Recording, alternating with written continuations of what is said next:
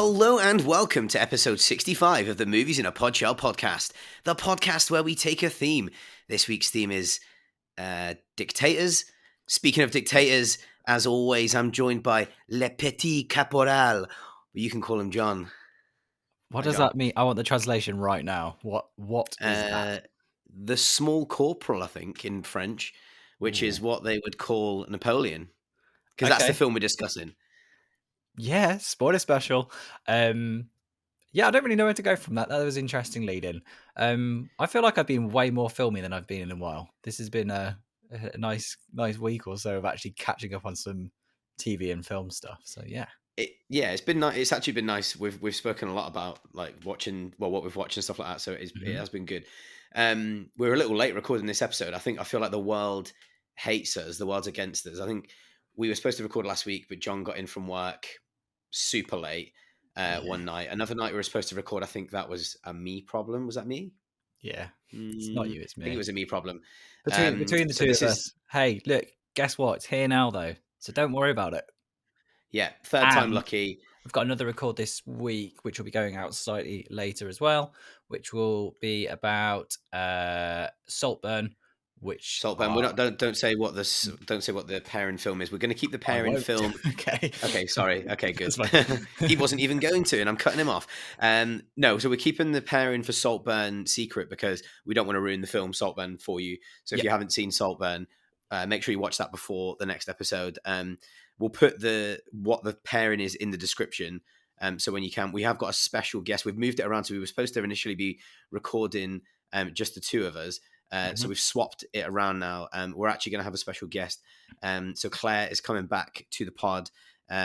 She did an episode with me when John was away. It was February a Triple F episode. Yeah, February time. Yeah, Claire. She runs Miss On Scene Film. So that'll be really nice. And she'll probably tell us all about the Bath Film Festival, because I believe she was quite heavily involved in the program for that as well. So yeah. So a few things at the top of the show. We're still selling t-shirts. It's not the one I've got on. We are still selling t-shirts. We're somehow still selling them. I had another order come in last night, which is good. So you can find them over at moviesinapodshell.sumupstore.com. They're really cheap. I was at a gig last night, right? As you, my throat is. When he like, says they're cheap, not the quality of them, just the price. Just to clarify. Oh yeah. Sorry, yeah. They're really cheap. Cheap and buy cheap, you buy twice. No, I don't mean that. So I was at a gig. I went to see a band called The Used. You know The Used, John? Nope. No. John doesn't know The Used. There we go. So just me then. So you'd love The Used actually, John. So I went to watch The Used play, and the t-shirts at all the gigs now are £35 for a t-shirt. And we all know it's fruit of the loom. What you can get with our t-shirts, though, let me tell you something about our t-shirts. Pre-shrunk cotton. Pre-shrunk cotton t-shirt, which what that means is, I didn't know what it meant until I started selling t-shirts. Yeah, what it means is that the cotton's already pre-shrunk, so it reduces shrinkage. So that shirt will keep its shape. It's also responsibly sourced, just really high quality t-shirt, and I believe they're online for, is it £18, John? 18, so. 16? Really cheap. Really cheap. We're breaking even. We ain't even making any profit. We are just breaking even, because that's how much we care about you all. So go and get that at moviesinapodshell.sumupstore.com. All them sizes are back in store. You can catch us on YouTube as well. Just search Movies in a Podshell in YouTube, and that's where you'll see this video that we've got now, which is the third episode. As you can see, things are changing. Jamie's got a different backdrop today. He's got his big DVD, Blu-ray, and 4K collection behind him. I'm peering and taking a look. Yeah, there's a few. There is a few. I mean, we've got the mist color of the shelves, which is a bit sad, but I've got more on this wall as well, which is funny. That doesn't really matter, does it? Instagram, you can go and get us at Movies in a Podshell on Instagram. You can find John at jcb.video. But first of all, this is a show about we're going to be talking dictators, I think. Well, we're going to be talking about Napoleon. Before we talk about what we're watching, John, what we've been watching, we've actually got a pretty fun discussion, I think. Pat writes in and he says he's trying to get us cancelled, is what he's trying to do. And he's like, who is your favorite dictator? And I'm like, right, well, why are you doing this to us, Patch? Because no matter, I then had to Google dictators. Did you do the same, John? No, me being me, immediately thought it's got to be related to film. So I came up with my solution, my answer very quickly. So Yeah. you want to hear it? Yeah, go for it, mate. Yeah, of course I want to hear it. Of course I want to hear it.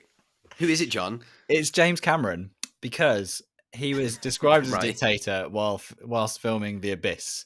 Now, The Abyss has got a lovely brand new 4K release. I think that's released in March time, which I'm really looking forward to seeing. And I think they're actually re-releasing it at the cinema.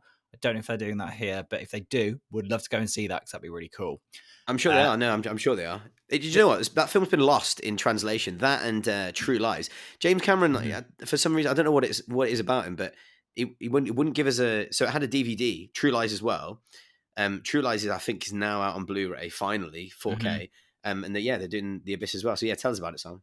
Well, the interesting thing about The Abyss is it's still, I think it's 91, so it's still pre-CG era. And or there sorry, there is obviously CG in it because the effects that led to the T1000 are at the end of that film. It's the famous trailer shot you see all the time. But the interesting thing about The Abyss is like it was still made by the hole practically, right? So it's still they had this massive tank and they had these black like balls that were put at the top to cover all the light that was coming from the top to make it look like the depths of the ocean. But basically, people had to learn to scuba dive. They did ridiculously long takes. And basically, who's the lead guy from Westworld season one that I've forgot the name of, the older guy? And Oh, he's the astronaut in um, he's in Apollo 13. I can't remember his name. It's really annoying me. He yeah, Oh, for okay, God's cool. sake, he literally refused. Robert, no, it's not Please Robert. Google it before I Patrick. get it wrong. You keep Googling while I keep going. Yeah, He so we need to do a correction actually after that. So remind me that we need to correct something that you said a few episodes ago.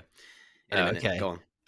And he literally refuses to talk about this film to this day and the production of it because of how bad his experience was, and he almost drowned. And I think it was like more than once. And apparently, I don't know why I'm laughing. James Cameron was going through a divorce at the time, and apparently, it was just hellish to be around. And he was described as a dictator. But for Ed context, Harris. Ed Harris, that's it. Love Ed Harris as well. He's the operations guy in Apollo 13. And if you're also talking about on-set dictators, the American crew hated Ridley Scott during Blade Runner. So, like, they had T-shirts printed about him being a dictator. So there's two Really? directors. Okay. I think that was just a case of like you've got to think Blade Runner was basically shot at night the whole time, so terrible work Mm, hours, and it was always smoky to buggery, and it would not be good for your lungs. It would not be good. Wouldn't pass modern day health and safety. And it was rain, rain, rain, rain, rain all the time. So imagine yeah. working as part of that film crew. Oh, sorry, it would be a miserable existence. So yeah, Yeah. that's my dictators on set. But I mean, hey, there's probably multiple directors who fall into that category, really, in some way, shape, or form. But what did you go? I'd Did imagine so. you go down a Uh, different route? Dare I ask? Did you find yeah. the Well, thing that so gets this. put on the pod? I mean, I'm going to be honest. I was a bit. So I was like, oh, this could be really funny, and I'm like, or because if I go for someone who's alive, you might know I could get poisoned or something. You know what I mean? So I could get like Oh God. poison. Like I don't know, something could happen to me. I could come to an untimely death for saying that. But then I was like, right. So it'd be funny to say someone like Vlad the Impaler because he's like Dracula kind of thing. Like, but then I was like, no, because there'll be someone out there. I don't really know what Vlad the Impaler did, but there'll be people out there that'll be like, oh my god, why has he said that? This person was terrible. So I don't really know enough to say anything about anyone. So what I went for is I went for a few. And I went for film portrayals really instead of actual living people because I thought anyone who's a dictator is just not a good person. So I went for Sauron, who is a pretty big time He's up dictator. there, the worst of the worst. Yeah. I went for Kim Jong Un, the portrayal of Kim Jong Un in a film called The Interview with Seth Rogen and James Franco. If no one's seen The Interview, right, the reviews are not. Just remember, comedy subjective, right? So there are many comedy films out there. Like, so for example, one of my favorite comedy films is Freddy Got Fingered. Now, whether people agree that that's a good funny film or not, like, is up to them. But I've shown it to people, and they're like, "This is one of the worst films I've ever seen." It's also considered one of the worst films. The interview is actually, like, I think, quite underrated. Like, it's hilarious. The portrayal of Kim Jong Un, it got them into a lot of trouble because they Mm. just really portray him as this buffoon who's like just like a big kid and stuff. It's just really funny. So yeah, that's one of the one. And then I guess Voldemort's a dictator, isn't he? Yeah, I'd say so. But he does it all from Yeah, the shadows. He's worse. He's disinformation from the shadows. I'm still reading the last Harry Potter book currently, and his whole thing is good. not The last revealing one's alright, isn't himself. it? Yeah, he doesn't reveal himself, and it's all through not being able to like see him in the position of power is what unsettles people. Yeah, John Cena, mate. not He's John John Cena. Cena. Can't see him. Well, good dictator Um, chat. Love that out of yeah, context. yeah. Thanks, Patch. You've really tried to throw us under the bus there, mate. But what can I say? Yeah, trying to get one of us knocked off. So John, should we talk about actually what you've been watching? Because you've had time, haven't you? Actually, What watch you've films. had time, but you haven't had time. Tell me about that. No, I've had time. Mm, Basically, I had a few child-free days because Harriet was away with yeah, my daughter for a few days. That was some time for me to catch up on some films, basically. So we recently did an episode on why have I forgotten the name of it? Collateral with Tom Cruise and Michael Mann, we did. which I Yeah, really, really enjoyed. And it kind of got me on this Michael Mann binge. And I'd already seen Miami Vice, but I'd seen it when I was about 15 and I just didn't really take to it. And I just kind of thought, let's see what it's about. I absolutely loved it. And I know that yeah, it's kind of had a reappraisal thing. And it's one of those where people are like, do you understand the plot the whole way through? And I will admit, like, the basic premise seems to me quite simple, but there's beats along the way where it's not abundantly clear, but it feels as much a mood piece as it is anything else. And I know that sounds pretentious and I know that sounds a bit wanky, but in terms of like my experience watching it, I was just going with it. And I love like that it was 2 years later than Collateral, but you can see how the digital technologies come along, how the cinematography is adapted, so it's all shot digitally rather than some sequences. Collateral still used those interiors; they had film cameras. It drops you straight in the middle of the film, so like as in you start in this nightclub sequence with no context of who the characters are. It lets it play out. It's a bit like if you went to see a Bond film for the first time, you get that kind of the little adventure beforehand, or like in Indiana Jones at the start of Raiders. And yeah. Like a cold open almost. cold open, Like that's the word. Sorry. yeah, And yeah, it's just I don't know. There's just something about it, and really interesting. Someone talks about the fact that it's a film that's really weird because when you try and take, if you go on film websites and you see like frames from films, you're like, oh, that's a beautiful frame. Like the framing on that looks great. Like Roger yeah. Deakins is like ideal for things like that from Blade Runner Hmm. 2049 or whatever. It's not that kind of film. It's all about the camera in motion. And that's why it's such like an interesting thing because as it stopped, it's quite a sharp and harsh image, which is what we talked about with Collateral, and the Yeah, motion is an integral part. And why people are going back and loving this film is on the basis of Michael Mann basically accepted digital was different. Loads of people try and make film look like digital. So we didn't even mention this, but when we did the David Fincher's latest film, The Killer, yeah, he literally wanted it to look like it was filmed anamorphically. So anamorphic is like the lens types where you get the flares. So they added those all yeah, in yeah. post, and that's something you associate with older films. So, and you talked about the references from the 70s. So it just shows like a lot of people use digital to emulate film. Not everybody, but a lot of people. Joker did this. It looked like it was shot on film, but it was all shot digitally, and then they added grain afterwards, and they all those bits and pieces.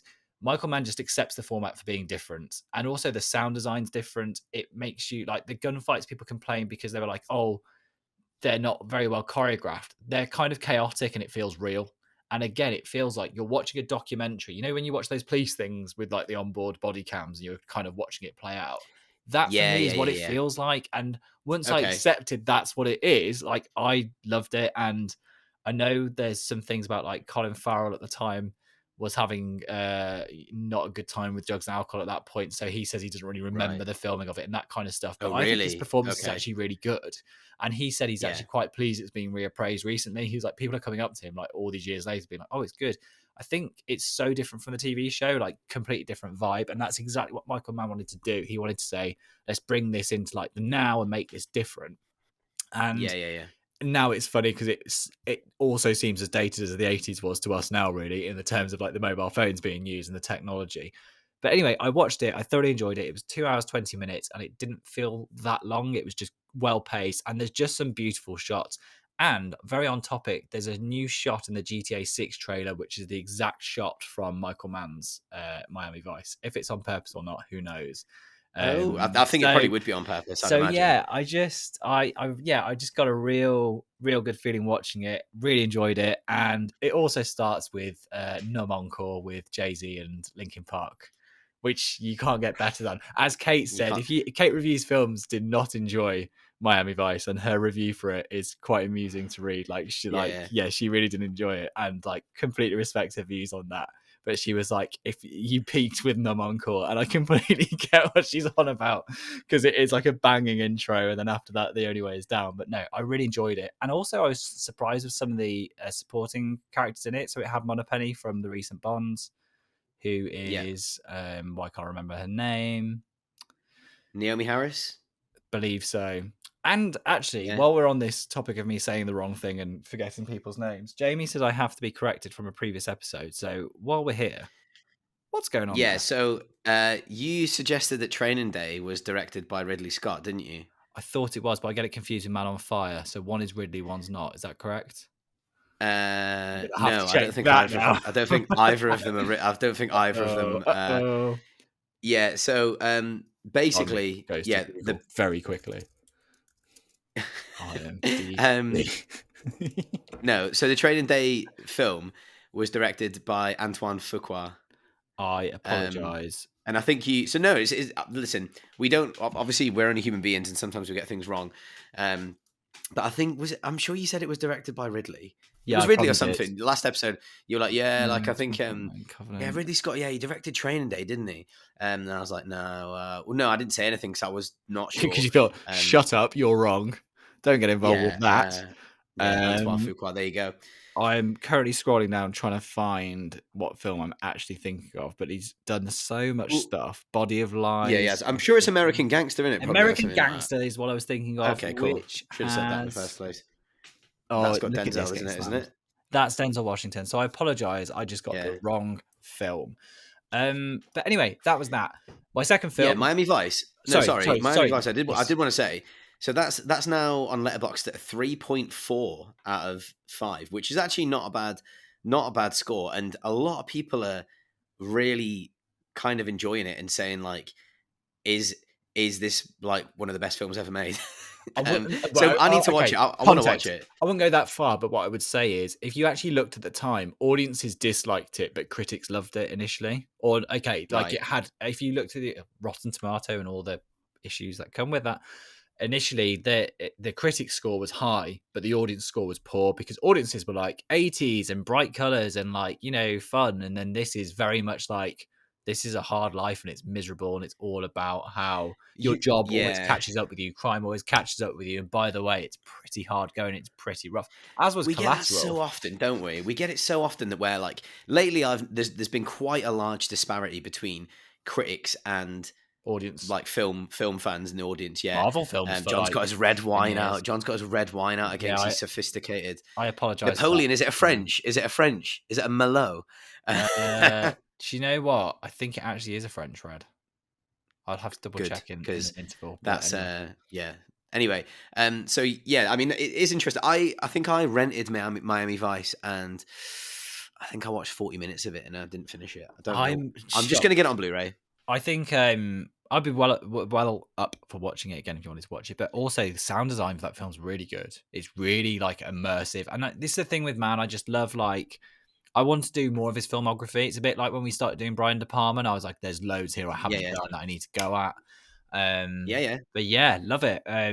Really good, genuinely really good, and just a nice treat. And I've been saving it for a few weeks. I've been saying to you for about 4 weeks, "Oh, I really want to watch it. I really want to watch it. I haven't had time, but Yeah. finally got to it." Another film So I speaking was. of films that aren't really good, though, Do you know what? This is a case of.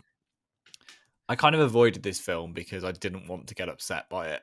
But then I thought, what film? What film, John? What is it? it can't be What can that it possibly bad. be that's not that good? It's The Matrix, and I can't even remember the name of the current one. What was it even called? Resurrections. Oh yeah. Matrix So, Resurrections. John watched it for the first time. do you know what? I didn't hate it, but I didn't think it was very good. But it was. Do you know what? It's it was trying to do something interesting, which I think gives it more credit. But there's just, I mean, I'm going to go into spoilers for it because I don't care. I don't think anyone cares enough to be upset by it anyway. So, like, Uh, the yeah, next, so yeah, skip forward 5 minutes if you're worried about yeah, spoilers for Matrix. 5 out of 10 Matrix Resurrections. If you're worried about spoilers for it, there's your ending or for that, by the way. what you can do, is save your time, save 2 hours of your life, 2.5 hours of your life, and listen to our review now. Yeah, it's just really weird it ever got made. I don't know who was calling for it. I don't know if it was like a contractual thing where like Warner Brothers were going to lose the rights if they didn't make a film, so they approached the Wachowskis, and then only one of them wanted to do it. I think it's Lana who directed this one, Lana and directed it. Lily, I don't think Lily had anything to do with it. then Carrie-Anne Moss came back, Keanu Reeves came back, but no Morpheus, no Lawrence Fishburne. Interesting choice. And then of all the characters, Jada Pinkett Smith was back, which completely blew my mind. I did not think she'd be in it, but anyway. Ghost. But do you know what? Um, She was in a really good game, Enter the Matrix for PS2. What a game! wasn't she called Yeah, carry on. Niobe? Yeah, but Ghost yeah, she was was. Yeah, her, actually, like the and guy in the Ghost was her glasses who, partner, the guy with the like, glasses. yeah, Yeah. yeah, he was cool. Mm. Thanks, Nairobi. Yeah, you're right. Okay. I mean, it's kind of smart because is it? I don't. This is the thing. I don't know if it's smart or if it's just so bad. But essentially, the idea is the previous 3 films happened, and it's 60 years in the future, and Neo's in a different Matrix, and this different Matrix powers different robot factions. Some of the robots are on the human side, some aren't. Yada yada. But essentially, the thing that keeps this Matrix going is his undying love for Trinity and the fact they can't be together because the sense of yearning is the most powerful emotion, and it blah blah blah. Okay, and it's like the previous trilogy was actually a video game, and that's how Neo thinks he knows Trinity, but actually he knows a blah blah blah. The main issue with this film is there's lots of nods back to the first film, and it tries to be meta by saying like it knows it's doing it, but actually it's just kind of reminding you, a bit like when you watch Terminator Genesis and it shows you clips from Terminator 1 and 2, that you'd rather be watching Terminator 1 or Terminator 2. I would rather watch any of the Matrix trilogy than watch what they did. Now, I wanted to put my thumb on like what really offended me about it. Now, the Matrix 1, 2, and 3 have very distinctive looks, and they're very filmic, and not just by the fact they're shot on film, but they're a very distinctive style, the way they're lit.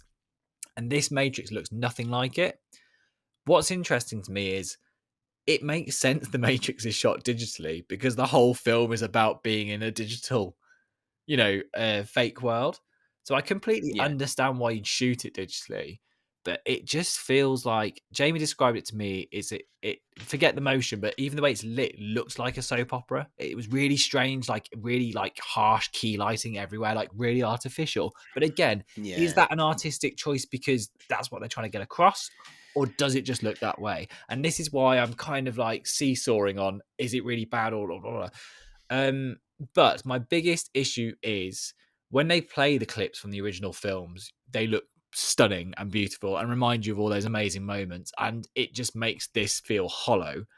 But the final point of it is, Jamie talked about this on the pod a long time ago when he saw it. They filmed the fight sequences with the Raptor cams, which shoot at higher frame rates, and they mix lots of different cameras shot different frame rates, and they mix them to get these different effects, which I don't have a Yeah. problem with. The main issue is the choreography for every fight in the first Matrix is iconic. Like, like so many of the moves, like like there's so many Yeah. like staging moments that are so There's a important. real style to it. Like Absolutely. almost had its own style, but while mixing in proper like Hong Kong Absolutely. cinema. And they had those guys come over and do that choreography. And a second one, Yeah, third one, the same. And no matter what people think about those sequels, like I loved them as a kid because they came out when I was a I teenager. loved them as a kid. I loved them as a Reloaded is kid. probably my most rewatched Matrix film. I don't think it's the best one, but it was the most action scenes. And I used to be on the DVD The player being like, the fight with the 100 Smiths, the fight with the guys on the stairway, and he does the We flips, talk stops about with the that. You know the bullets, and 100. You know when when they're fighting, he's fighting the excuse 100 me, Smiths.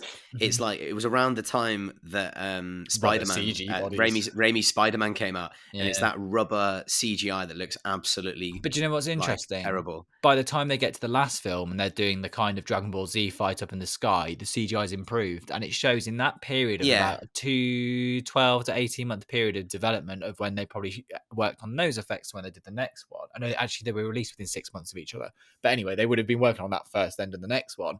They worked yeah, out the skin because there's a famous shot which is he punches Agent Smith and his face ripples in slow motion, and that looks yeah, real. yeah, And it just yeah. shows in like in that time they just learned those bits of like Do you know white what that white was? matter. They finally realized that to show skin properly, like light passes through our skin. So like Mhm. that It's was like when like the one of the most groundbreaking part of like some CGI and when computer your thumb generated does images. that.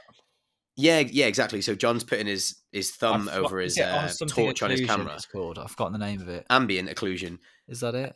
Ambient occlusion. I don't know. Yeah. Anyway. But basically, what how skin looks not rubber is because there's an ever so slight amount of light passing through Which is wild. like the top layer of our skin. Except if you're Yeah. like me, where like light passes through all of the whole skin because I'm so pale, borderline like translucent. But that's basically it. That's the reason why.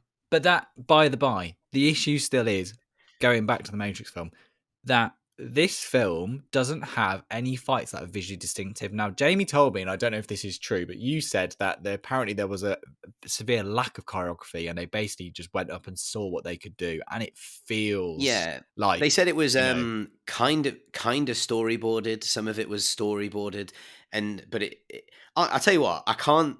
The only thing I can remember one scene from the film, and the only reason I remember the scene from the film is was it something to do with like a bike, a motorbike, and you flip. yes, It's yeah, like yeah, there's yeah, so that's there's a scene okay. with a motorbike.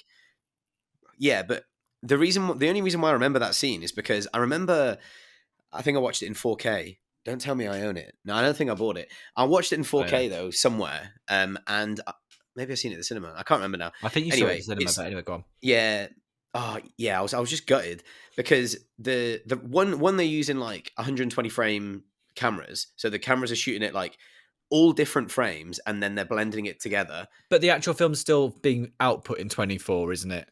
So the film Yes, that but plays it back on the looks Blu-ray is still 24, but yeah, it still looks yeah, but weird. the reason why it looks so jarring is because it's so clear, so impossibly clear that it looks like a person in a suit messing around with a motorbike. Like it looks like it's Mm. just a stage stunt. Like it looks like I'm watching something on ITV, like or Channel 3 or Or when whatever someone puts on American. the 100 hertz on and they don't know how to turn it off on their TV and it looks a bit crap. It does have that vibe to it, and It, it's you weird. can see the sparks like flying across the screen, and it's maybe most of it is it's just exactly like Peter Jackson what he did with the Hobbit Oh films. god. Most of it's because we're not used to it. However, it takes away all kinds of cinematic effects, so it just looks like Gemini people Man is like that as acting. well, isn't it?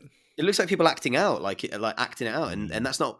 It doesn't look like a film. It looks like a soap opera or a stunt on TV, like, and that's why. It And it's feels very off. sharp, It's very sharp. do you know what? And I feel slightly hypocritical because I've just done a whole review about Miami Vice for 10 minutes and praising the fact that it's set to digital.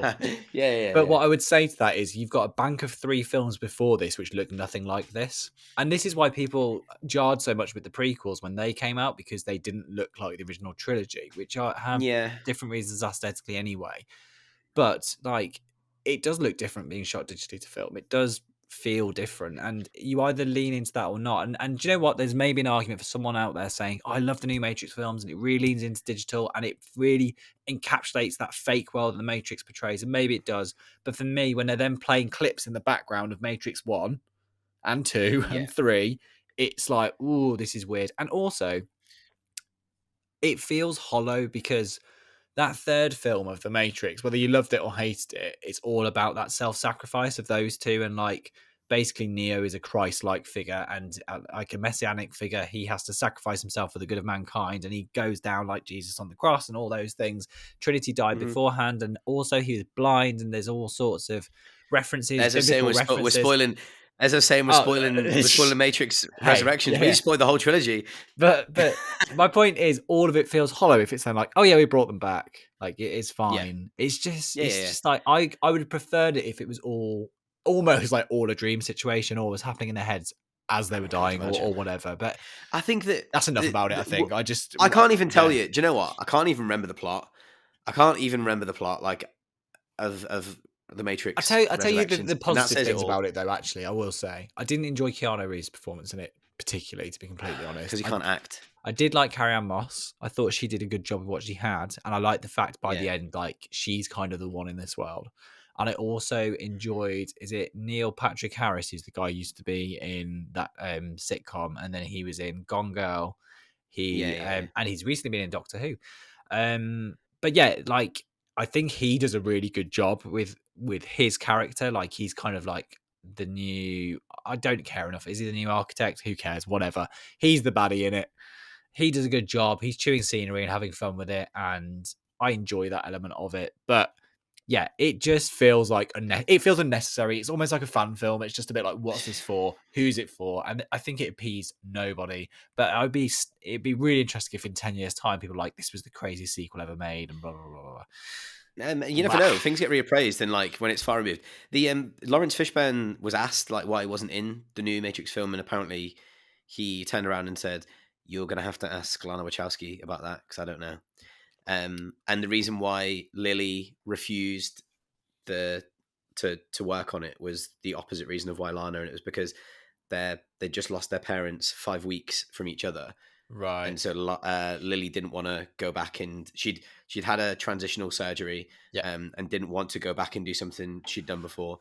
So that was pretty much the case, and actually vice versa for Lana. She wanted to do it. So yeah, that's a little bit of I think their insight on it. relationship was so integral to those first three films and that vision. I They were think so. so specific, and I think maybe like it was just too much of one person's opinion rather than the other on this case. But it definitely was. It's It's a almost like bit, Coen Brothers, mate. Like when with they need to be together to produce their best work, in my yeah. opinion.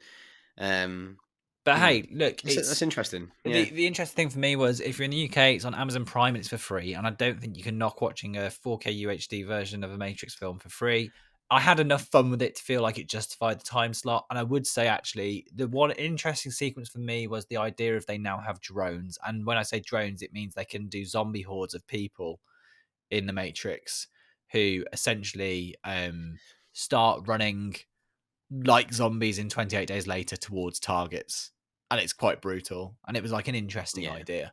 But that's that. yeah. I And mean, it's yeah, yeah, like I say, like if at the very least, if you're someone that enjoys films and the craft behind it, it's interesting to interested see behind the scenes about it, to be honest. what they've done, like, Yeah, and why it feels weird and done wrong. So if you're curious about what we're talking about, just go and watch the first hour or something. I mean, it's 2.5 hour film, so maybe very I don't think I personally wouldn't invest that time. very quickly before we get into what Jamie's been watching film wise, just a very quick TV roundup. I have watched a hell of a lot of TV recently. I've watched the 3 Doctor Who specials, which brought back David Tennant, and they Yeah, had like, yeah, the production value's really stepped up. It's still that BBC kind of thing, so it's still not like that HBO A plus plus kind of territory, but it looks pretty damn yeah. good for Doctor Who. It It was looked better great. than Matrix Resurrections. I don't even know the name of it. I That's keep going to what say Reloaded I or, know. but yeah. Anyway, I want to yeah. Anyway, rewatch that carry on. trilogy. Great seeing David Tennant back. Really enjoyed that. He was the Doctor around when I was growing up, really. So I enjoyed seeing that. And John, they're talking about trans people and gender fluidity.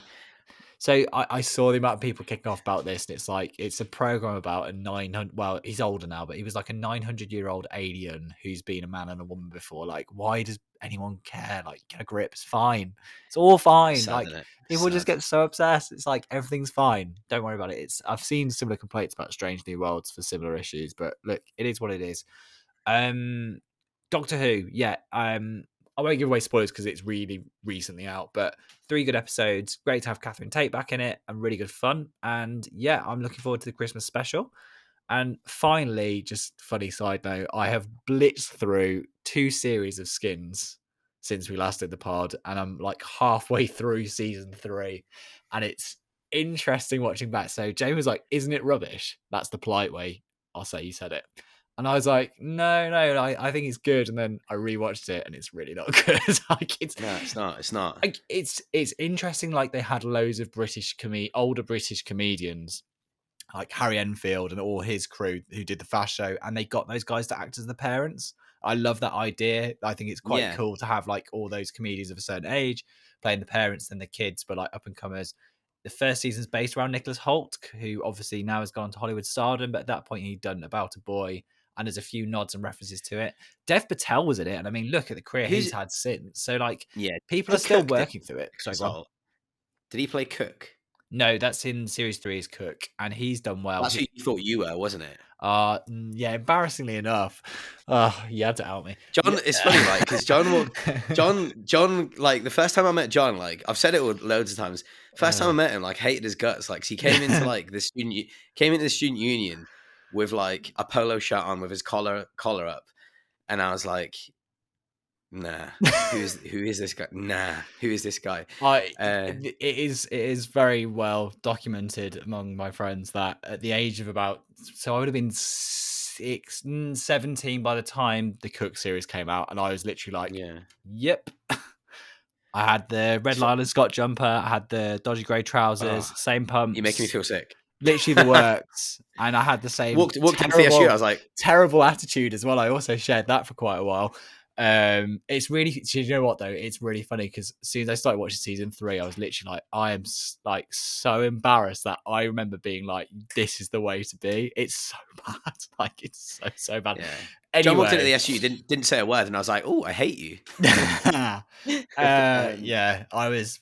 Yeah. Anyway, by the by, it's really, really interesting watching something back that we've all done it. We've all reappraised things. We're like, that was really good, and you watch it back, you're like, that's really not good.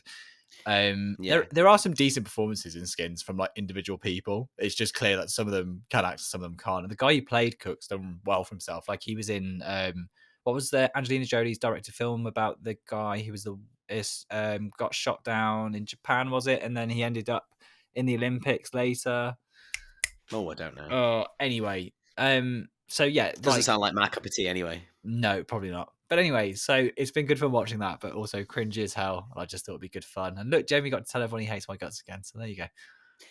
No, that's the reason. That's the reason why it's funny because Oh, jeez. like as everyone says, I'm John's biggest fan. Yeah. Anyway, what have you been watching apart from the things we've actually watched together or watched for the pod? Because we're not allowed to talk about that Link film either. We're not allowed to talk about the Link film. I've still not finished it either. What? You're gonna have to rewatch it. No, I know. Anyway, go on. No. I stopped at a really poignant part, Pivotal so that was moment. good. A very pivotal moment. Right. So I watched. I can't remember what I spoke about last time. Then, so I watched a 2023 film called The Royal Hotel, which is from the director of The Assistant. The director is Kitty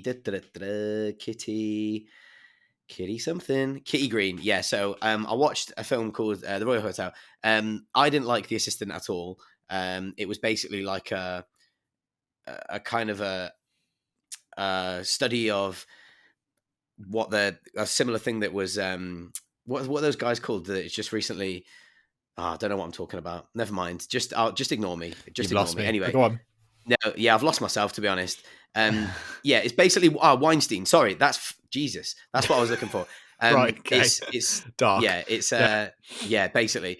It's the day in the life of an assistant to a powerful executive, basically. Okay, that's what the assistant was. It sounded really up my street there. That was from 2019. I didn't particularly like it. I felt like it fell a bit flat for me, really. The Royal Hotel. Again, this is starring Julia Garner. And Jessica Henwick and Hugo Weaving, who looks unrecognizable. So Hugo Weaving is obviously Agent Smith, who we've just been talking about. Or Elrond. Or Elrond, yes. So the Royal Hotel. So this is about 2 women that are backpacking, and they end up in a small male-dominated town in Australian outback. Now they have to just basically work. It's like a working holiday. They're trying to work to basically just continue their travel. So basically they're working in this pub, this bar in the middle of nowhere. Who is it in Cooper PD? Oh, I don't. I have no idea. Okay. I've got no idea. But anyway, this full of men. The pub's full of men, and they're very like trying to being really misogynistic, trying to get with the women, just making them feel really uncomfortable. And the film felt like it. I felt like it was going somewhere, and but then it didn't. So I would say it's more accessible than The Assistant for average film fan. Great tension building, but there was a climax that then didn't really exist. So I don't know.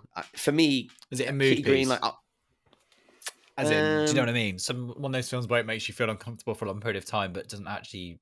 It's not particularly probably, plot yeah, driven. yeah. Like there's some really uncomfortable moments, and the performances are good. And I wouldn't say I was bored, but and so I would recommend watching it. It's 90 minutes, but what I would say is Mhm. that there wasn't the payoff that I wanted, or any kind of payoff really. Like it was quite bizarre. It's almost like they ran out of budget or something, like, which obviously wasn't the case. So there is no doubt that Kitty Green knows how to make a good film. Whether it's a film, their films for me, I don't know. If she releases another one, I'll probably check it out. But if it falls like these last two, that'll might be Might where be I that kind for of you. leave it. Maybe, yeah. I'll, worth a watch. I would still say worth a watch because people might enjoy it more than me. I then watched Puss in Boots: The Last Wish. So that's the one with Um, the amazing art style. Like it's really different, right? yes. Yeah, yeah. Um, oh, amazing. I actually, so the art style differs. Like there's different kinds of art styles, Depending on the section. and yeah, a little bit, and I didn't know how I felt about it, really, because it was a bit stop motiony. I didn't know whether they did it to save money. I didn't know whether they did it for stylistic, probably stylistic I because think it was a stylistic choice because it's a DreamWorks. after the Into the Spider-Verse kind of unlocks that kind of people, modern Yeah, audiences will accept like different animation styles because the only reason everyone did animation the way, like, let's say that kind of Pixar look is because Toy Story was popular and it was like, that's what people want. They want this many frames per second and it has to look like that. Whilst yeah. animation now, like, think about that new Teenage Mutant Ninja Turtles movie. It looks so cool. It's like Oh, graffiti. I've not watched it yet. Yeah, It looks that's on my list. amazing. Yeah, Like, yeah. I would say this doesn't look as premium as Into the Spider Verse. So I would say that they've done their own style. It certainly looks great. I loved this, by the way. Now there are some people like I give it like 8 out of 10. There are some people out there giving it like Tens. 3 stars. No, no, Oh, no, right. no. Sorry, go People on. are. It's generally. I would say it's generally rated well. Like it's a 4.2. Bloody hell! But when I was looking through, I do like to just check Letterboxd now and again and just have a little look through what people have rated. Audience score, There's yeah. some people out there that are saying like they're like 2 stars. I'm like, are you joking? Like, what are you watching? Like, and how miserable is your life? Because it's so wholesome. Like the whole story is really, really wholesome, and it's got Florence Pugh, who doesn't. Really doesn't sound like Florence Pugh at all. Mm. Obviously, Antonio Banderas comes back. Salma Hayek. Really, Olivia Colman, really good cast. I would Mhm. Jack Horner. So it's got Jack Horner in it again. There is something about his animation style that really tickles me. I find it so funny. He's got a tiny little head. Just this. Have you seen Jack Horner in any of the I can't DreamWorks remember, films? mate. It's before my Really time. funny, But really funny. So that had me howling. It's on Now yeah. TV as well. So if you've got Mhm. Now TV, check it out, John. Like it's really just a lovely, wholesome film. And Jack Horner just makes me piss myself laughing. So that's kind of where I was with that. I finally purchased. I did a lot of this with my hands. I don't know what I'm doing. I'm flailing my Be arms good. today. Do you think it's the red wine? Do you think it's just like, wow? I wish I had some red wine, but instead I've got Coke Zero. I've run out of Dr Pepper, which is sad times. You need some Um, Vicks, mate. That's what you need. so I went and finally, bought Alan.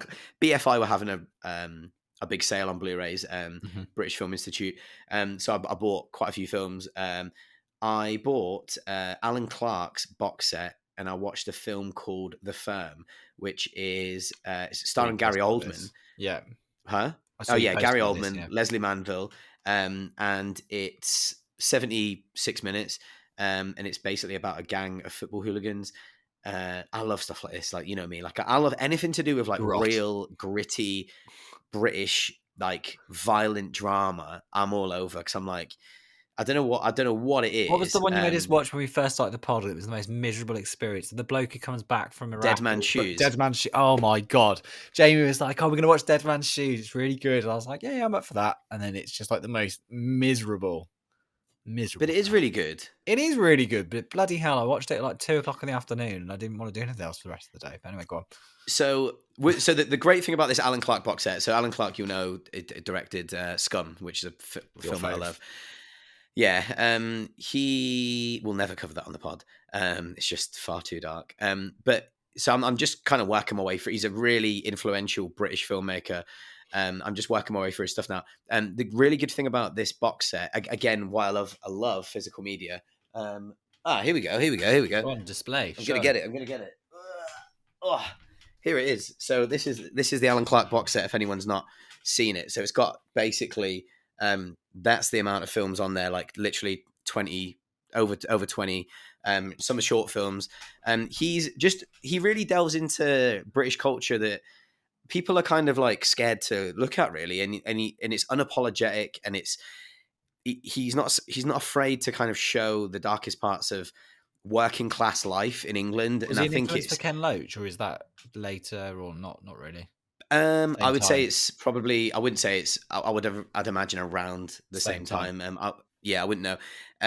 It's a shame because he passed away. Like, I think I want to say like his last film might have been Elephant, which is a film about. There's no spoken words in there. It's just about the during in Ireland during the IRA. There's like we witnessed someone basically shooting lots of people.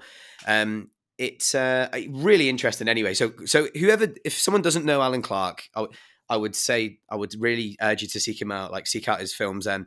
This is just some really interesting films there. And yeah, the firm. Oh, so one good thing about the firm was, and the good thing about this box set is it's got loads of hidden, like uncut. It's got basically uncut features. So I was watching the remastered version, but then it would show you you would watch the bits that weren't remastered, like the director's cut version, and they were like really Yeah. like grainy and like the most brutal parts of the film that definitely got cut for TV kind of thing.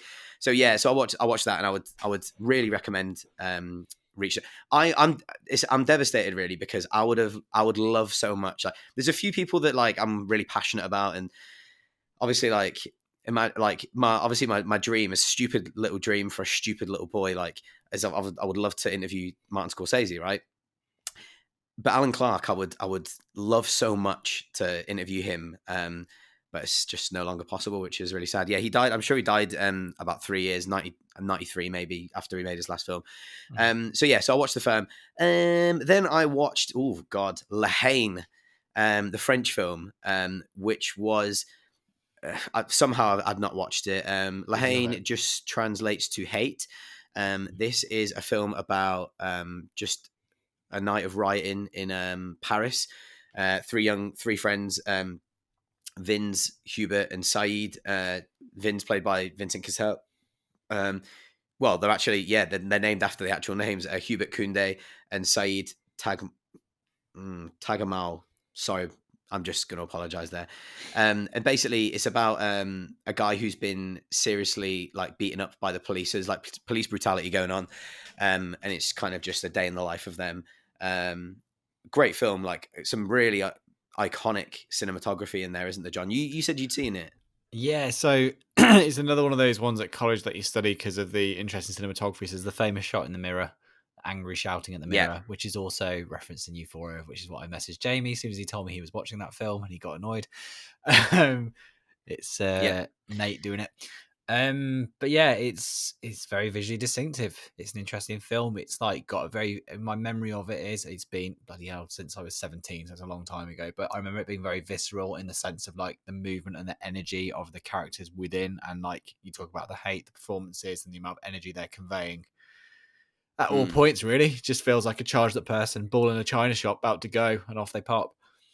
Yeah. Vincent Cassel's performance is really quite mesmerizing. He's amazing, really. He is. I really enjoyed it. I thoroughly enjoyed it. It was it's one of those films that you can't appreciate like just the first time you watch it. Like that's why we didn't review Killers of the Flower Moon, because a 3.5 hour film, Needs like a I rewatch. feel like that film is so culturally important that you can't just watch a 3.5 hour film once and really give it its due or understand it or review it properly. It's like the thing that Jay-Z said.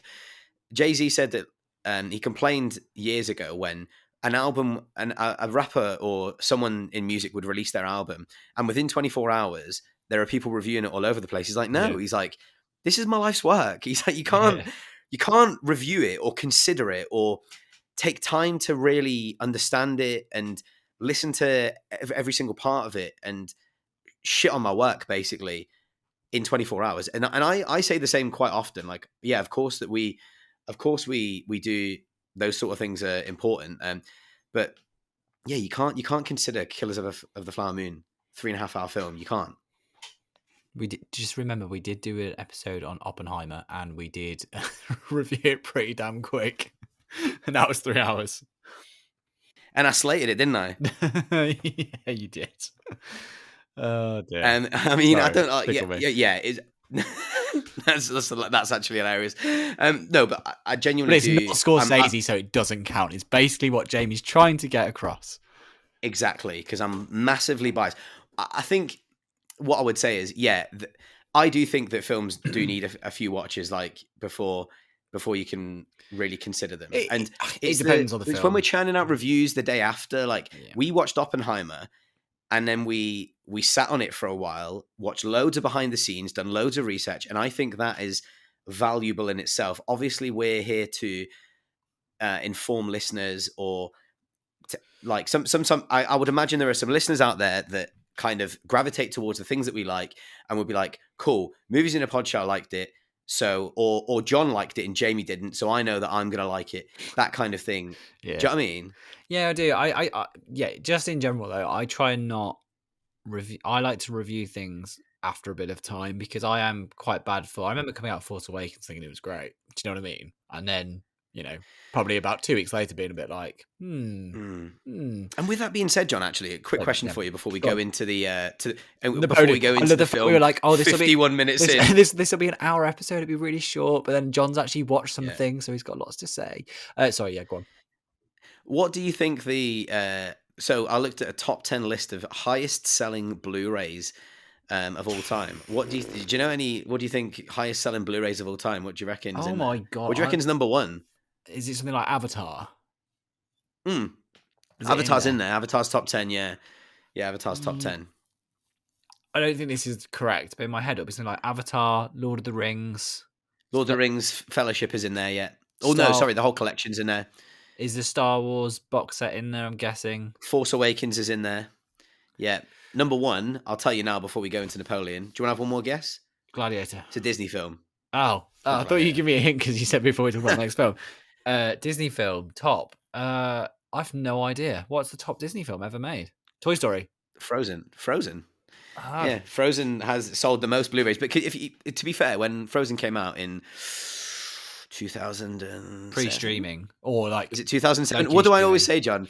What do I always say? Like, what year do I always say that everything out in? I think 2006, wasn't it? You just went through a phase of just being like, I think it's 2006. It's like, no, it's not, but whatever. Oh, Frozen's 2013. I feel stupid. Let it go. Yeah, what a silly little idiot. Anyway, it's time. It's time to talk, John. Right, so this is the bit now where we're only doing one film this week. We went to see Napoleon together from 2023, directed by everyone's favorite guy, Ridley Scott. General, we are discovered. Good. Wait! Nice! It's a trap! Retreat!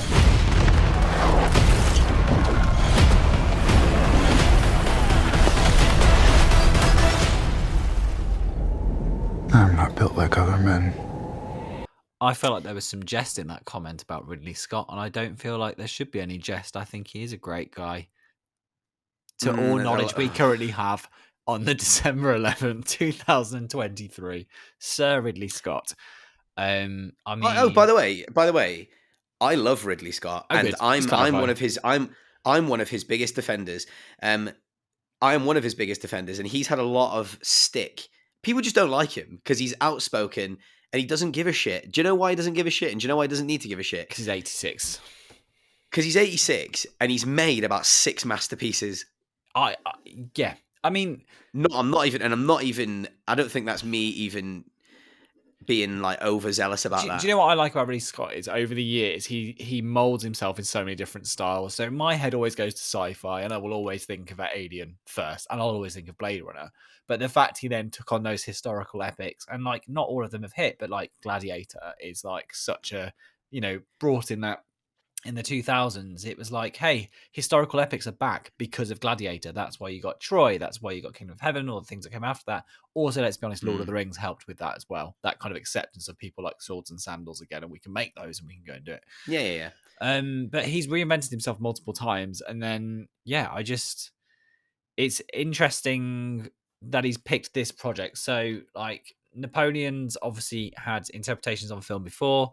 There's obviously the one in the 1920s that was made, which is God knows how many hours long. Jamie, have you seen any of it? I've seen some of it in a museum, and it's like one battle I've seen. Have you seen it? But Jamie, you're on mute. Sorry about that.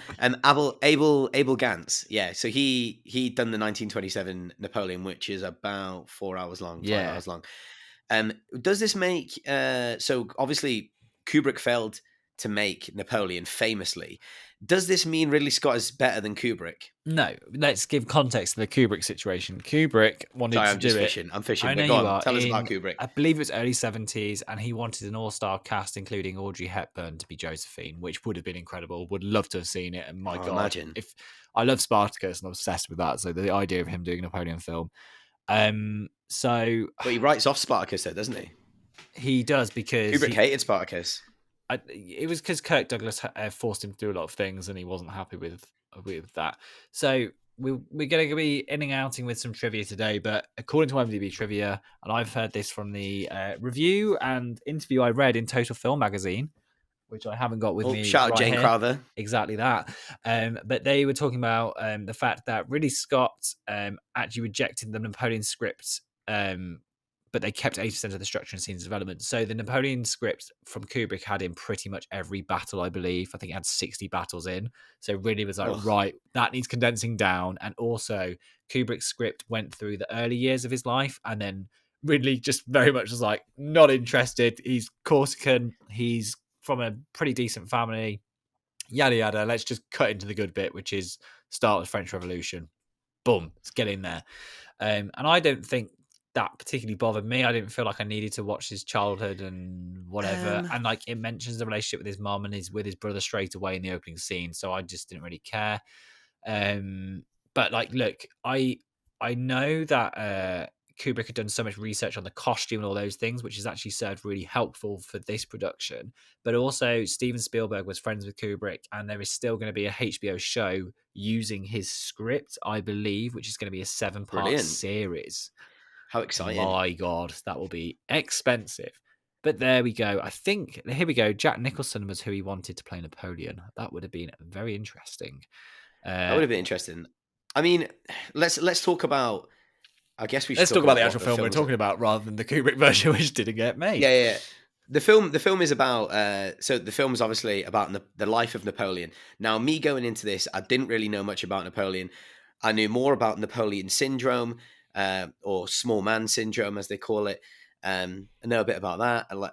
Allegedly, so apparently Napoleon was actually, he was 5'4" in real life, which isn't that. It's quite small, but not that small. It's another thing the English, because they were the victors at Waterloo, kind of decided it was a way to kind of put him down, belittle him, literally.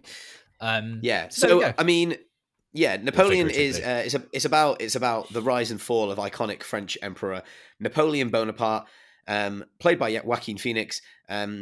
It's and kind of, it just shows his journey to power, shows his the kind of person that he was, and it shows his relationship with the love of his life, Josephine, which I found really compelling. Jane Crowther writes in actually and said quite simply, a copper-bottomed classic. Do you know what that is, John? No, go for it. Nor did I, actually. So I had to Google Does it it. do with sandals and as what in history? Is there some link to history? No? No, Okay. so a copper bottom classic, maybe for Ow. some of our I don't know, nautical people out there. It actually just means guaranteed for success or a sure thing. Mhm. And then I was like, right, okay, but why does it mean that? So I googled where it came from. Do you want to know where it came from, John? Yeah, go for it. Go. So it came from the copper sheathing applied to the bottom of a wooden ship to prevent Oh. damage from marine organisms. And this has been a term used since around 1807. So if anyone ever says, "Oh, it's a copper bottomed banger," I which can't do you imagine know them what? saying that, but yeah, go for it. Yeah. That's going to be my new thing. I think I brought the word banger back into fashion. To be honest, when I started saying, "Oh, that's a banger," I feel like everyone started saying it. Yeah, one of those people. Yeah, go on. But yeah, so basically what it means, you would put copper on the bottom of a ship to stop it being damaged from marine organisms such as coral. So yeah, there you go. So I would agree with Jane and say yes, it is a copper bottom classic. John, we went to the cinema to see it, didn't we? Unfortunately, we couldn't see it in IMAX. What are you like, sort of like top level thoughts about it, like shallow thoughts before we deep dive in? Shallow thoughts are like Jamie. Most of my knowledge of Napoleon came from Red Dwarf because Rimmer, the character, was obsessed with him. So like that's Okay. about as I good didn't as know my that. knowledge was Yeah, getting on the basis of Napoleon. I knew about certain Mm. battles. Everyone knows about Waterloo because you just do. But yeah, I kind of weirdly I knew more about the Kubrick failed projects because I was kind of obsessed with Kubrick for a while. But anyway, my headline thoughts were this. I thought that it was very clear to me that Ridley normally gets told he's style over substance, and this film I think has a lot more substance than style. And sorry, substance and style, which I personally really like. And this is something that Mark Commode and Simon Mayo were touching on. I know some people have got upset in relation to historical inaccuracies. I'll be completely honest, like reading them, to me, I just think there's a level of artistic license to it. And if you're taking a man's life and all the things he did and achieved for great or for bad, trying to condense that into 3 hours, and even in his 4 hour cut, which is coming, by the way, to Apple TV in like a month's time or something, from Yeah. what I've read, I still think it's not a long enough thing. And the truth is, to document it the way you probably want to do it, if you want it to be historically accurate, you probably need a 7-part HBO series that's like 10 episodes a series and yada, yada, yada. This isn't that. This, for me, is a focus on what drove this man to do what he did. And it's like, here's his wife, Josephine, and here's this really interesting, complex power dynamic and relationship. And by the way, Vanessa Kirby is incredible. Like, I loved Vanessa Kirby in The Crown. I thought she was brilliant. Yes, she's in the Mission Impossible films, but I never felt particularly like, I don't feel like she's got mass loads to do in those particularly. But seeing her she hasn't. in The Crown, it was quite a complex role on the basis of, she knew she was never really going to get to the throne because her sister was in power. There was always that kind of, what's the word? She felt like Power struggle. more so like she wanted the clout of what her sister was able to do, but she didn't want the responsibilities. And it was like that struggle and that dynamic with her and her sister's relationship, because she's actually her queen, not just her sister, yada yada. And I feel like perfect then, because it was supposed to be Jodie Comer in this film, who is a brilliant actress, and I do actually really like her. But I'm so glad Vanessa Kirby's in this, because she's just like a tour de force in terms of like, she's just a very strong-willed person. Like, so she survived in the revolution because Josephine was in the she was imprisoned at that point, and she managed to not be executed, not have her head chopped off because she was pregnant at the time. So she's a survivor. Like, she's like survived these terrible times, and she meets Napoleon when he's just a brute, like early days, like before he's moving up the ranks. And the implication of the film is like, she doesn't initially love him. It's just kind of like say a marriage of convenience, but you know what I mean? And then as it develops, she comes to respect him. And then by the end of it, but there's just the best scenes for me aren't the battles. It's more the dynamic of their relationship and the fact they can use the letters to build off. And like Ridley Scott talks about how juvenile these letters are. Like, Napoleon talks like a 13-year-old boy with his first girlfriend kind of thing. Like, it's kind of weirdly obsessive. And Joaquin Phoenix said he was like quite irritating through the letters and just really like simple. And what am I trying to say? Just like that kind of love where it's just really, you'll write to me every day and like feel this way and yada yada. And it's just a bit like, come on, mate, get a grip. You're literally in Russia. That's exactly how I operate now. Oh, sorry, I didn't mean to tread on Why anyone's are you toes critiquing? there. Why are you critiquing? Yeah, why are you critiquing my flirtatious? Like that's Your how I flirtatious flirt. nature, yeah. Yeah, By candlelight is always I feel writing some attacked. letters. But no, Yeah, so sorry, it was supposed to be headline thoughts, but I thought Vanessa Coe was fantastic. I would argue I think she was even better than Joaquin Phoenix, but I think together they are brilliant. And for me, the film is those two sat in a room.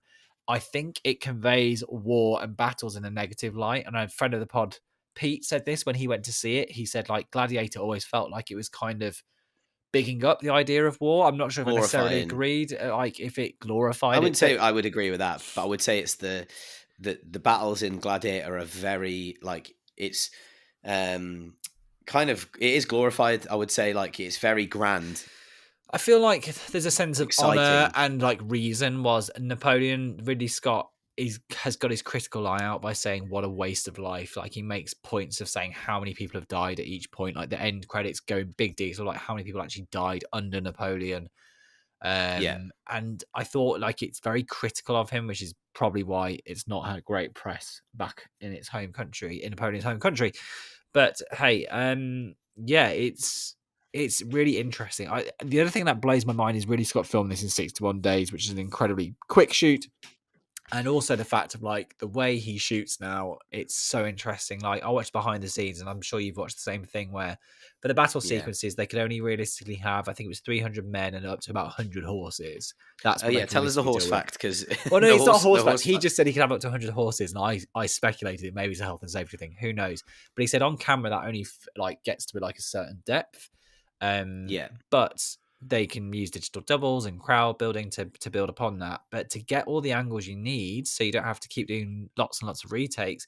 Ridley's running up to 11 cameras during the fight sequences. I've read 8 somewhere else, but hey, let's say between 8 to 11. no 11. No, he actually says It's a Ridley. lot. It comes out of his mouth that he said he was the Battle of Austerlitz, for example. Yeah. 11 cameras.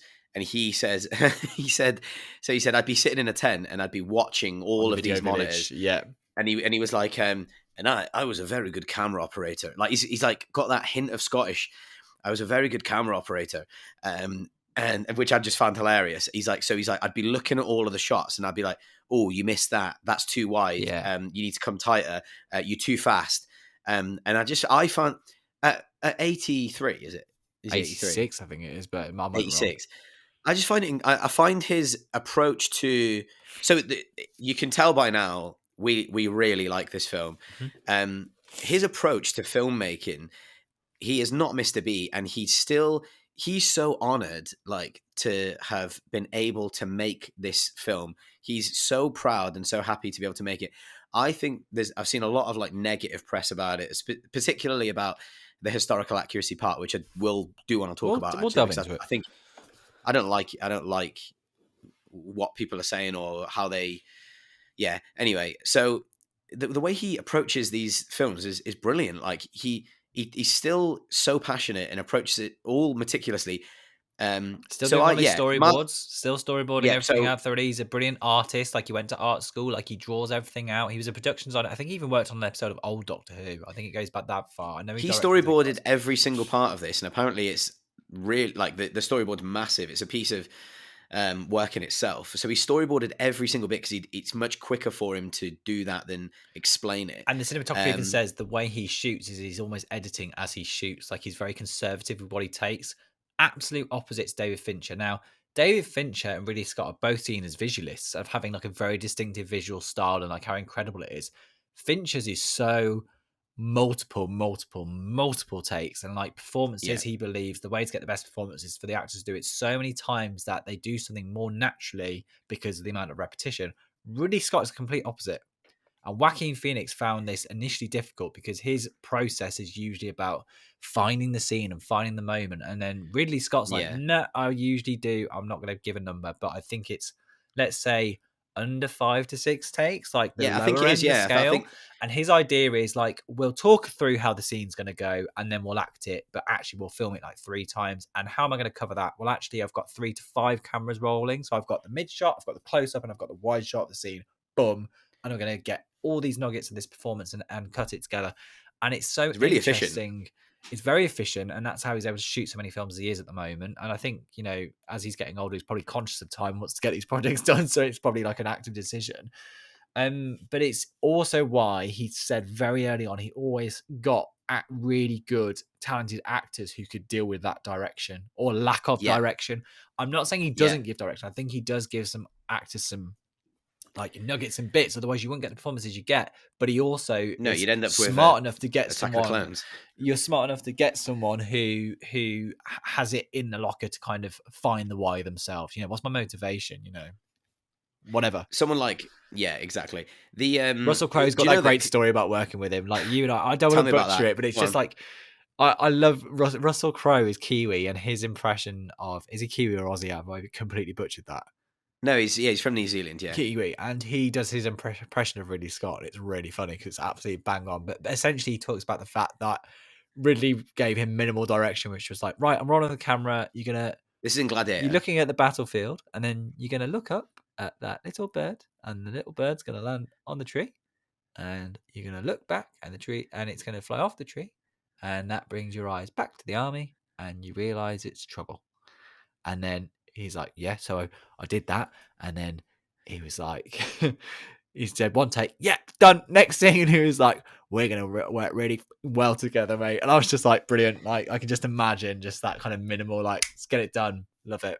You can Google that. Like, you can find it on YouTube. Like, it's really funny because you see the scene, you know the scene as well. Like, when you watch it, it's brilliant. Yeah, we'll share it on Instagram. But yeah, I love that. Do you know that? So you were mentioning about we're talking about how efficient Ridley Scott is.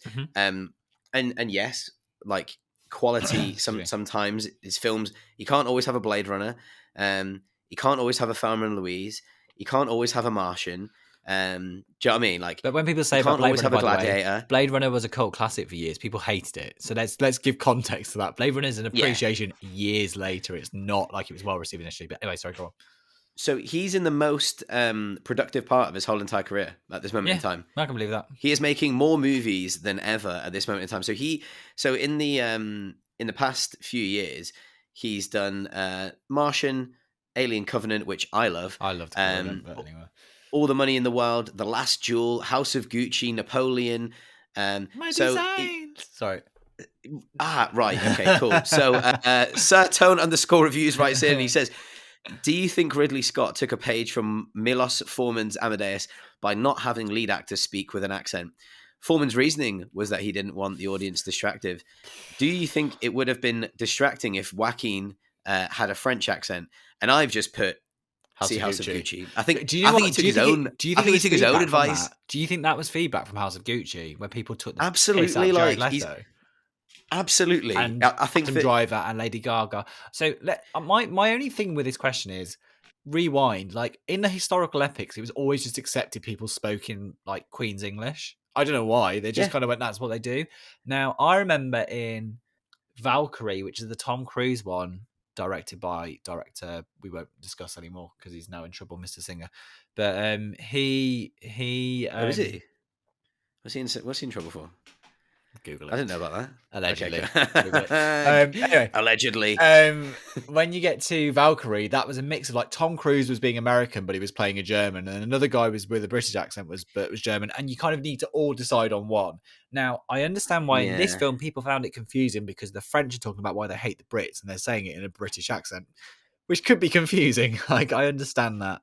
But I think it's just a choice it's like the formula, like for years and years and years, just in the historical epics, in my mind, everyone's got a British accent. Like they just have. Yeah. I mean, I do also think it's quite a bizarre one that he's, I do. I've not seen House of Gucci, but you've heard John's impression of, that's Jared Leto going off on one though. My designs. Oh, the House of Gucci. I sound like I'm being so insensitive, but I'm doing the impression that Jared Leto is doing, and by the way, it's not great. So anyway, that's the problem, isn't it? I think that's the problem. If you butcher that you're always going to have. Yeah. So if you've got like a cast of characters, like imagine that whole film with French accents. What's the point? Like, what's the point? Like, there's an argument for doing a French accent is. No, I don't think so. Why? But why not then? Why not then Vanessa Kirby do it, and why not everyone else do it? Like, it doesn't make any sense to. I'll be honest. All of them. It never bothered me watching it. I never even thought about it for more than 2 minutes. I thought, yeah, If I even exactly. thought about it, It I don't crossed my think I even mind. did. No. It crossed my mind, and then it quickly went away. So yeah, so let's talk about I guess the main parts of the film. I think it's very, very well executed piece of film. I really, really disagree with a lot of a lot of people are saying it's boring. It's 2 hours 40. Why? I was not bored. I don't know Sorry, I'm because angry at no you one's if you said that. Then no I was one's like, why? no one's got any patience anymore. That's why. I've been so ill. Like I really apologize, everyone, if you can hear my He makes everyone croakiness. feel ill by his croakiness. And do you know what though? I think people. This is the thing, and Finch talked about this. When he did Seven, and then they say from the director of Seven, everyone expects to see Seven again. So when Zodiac comes out and it's nothing like Seven, people are annoyed because like, oh, it's about a serial killer. It should be the same. It's like, well, no, this is about like a more true documentation or whatever. And I would say, like, people may have expected Gladiator. This isn't Gladiator. This is like a character study of Napoleon, and basically not presenting him in a great light, but also not glorifying war, as we said. And this also links back to a question from Chandra, if you can find it. But before we get there, just the kind of, it's displayed in the worst possible way because it's not glorifying it. It's saying it was terrible, like it was a crap time all around. And Is this it a how badly it's made saying film, it. John? Absolutely not. Who said that? The performance is bad. Absolutely not. No, and is like is the story bad? Is it boring? Because it's quite. I feel like if this had another director under it, I feel like Ridley Scott gets quite harshly criticized because he's got like 10 out of 10 films. Yeah, like people say, oh, he makes a good film, then he makes a crap one, then he makes a good one, then he makes a crap I one. disagree with that as well, but anyway. I do disagree with that because his crap ones sometimes, on the odd occasion, are crap. Robin Hood, for example. But he also is most of his filmography is like solid 7s, solid 8s. And he's got the odd like 4 out of 10. Do you know what I mean? Like, so I do find it quite, and it's because he's so outspoken. So what we were talking about the historical accuracy piece, which I think is really important. There's a really good interview with Ridley, and he's actually like in really good spirits. I think he's a hoot, and it's quite refreshing to hear a director just be a normal human being and speak from the heart. The interviewer says, so Ridley, there's people have been saying that they've criticized the historical accuracy of the film, and so he turned around and he's like, well, my what I would say to them was, were you there? I don't know why he's got like, I don't know why he's now Northern Irish. His accent's very strange at the moment, but anyway, he has got a strange accent. He has got a weird accent, but it's in Londoner who's lived in America for a while is my impression of what his accent I suppose is. But anyway. Yeah, so the people that were criticizing him, like, I can't believe Ridley's saying this. This is just he doesn't care about. This is basically him saying he doesn't care about the historical accuracy. He's there just to make an epic film, and I really don't think that's true at all. I think that there's a blend of dramatization, as there is with every single biopic out there. So absolutely, every single biopic out there. When you do your Google at the end, there's always a list of things. It's like, that's not true. That's actually 4 different people did those things, but it's easy to put it into one character and blah blah blah blah blah. Exactly. Like, it's called adaptation, by the way. It doesn't say this is a documentary.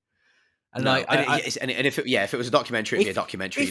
If you're like on the History Channel, if you're doing a history, a history degree, and you're watching this film, I'm sure you're going to get upset by things, and that's also fine. But like, he's interested, and I've made this clear from the off, in the relationship between what drove this man. What's his relationship? And the one he picked out was the letters to Josephine, which are the things that are on record, and they've built the script around that. Yes, there's some creative license with that because there's I can't even really be bothered to list all of them, but overview from the ones I remember that are inaccurate. There's some things where like spoilers for the film. I'm saying it now at 1:17, but this is a spoiler special. But 1 hour 17. Josephine dies, believe it or not. And when she died, the implication is like Napoleon came home for that reason, but like she was already dead long before he came back. As in, he didn't come back for that reason. He came back for other reasons, and she died.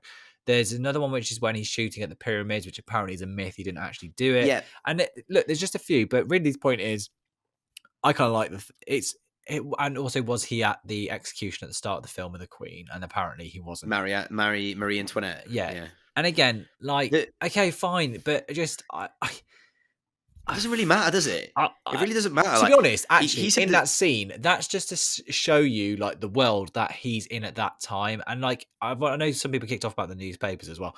And again, that's just a visual form being oh, used. There was no newspapers in them days. Yes, It we would just know, be but it's a visual form advertisements. to help easily get a message across to an audience. Like tough. Yeah, I get frustrated. It's to help you little numpties watching. Exactly, and you're still moaning it's boring even before the 4-hour cut comes out. But anyway, there we go.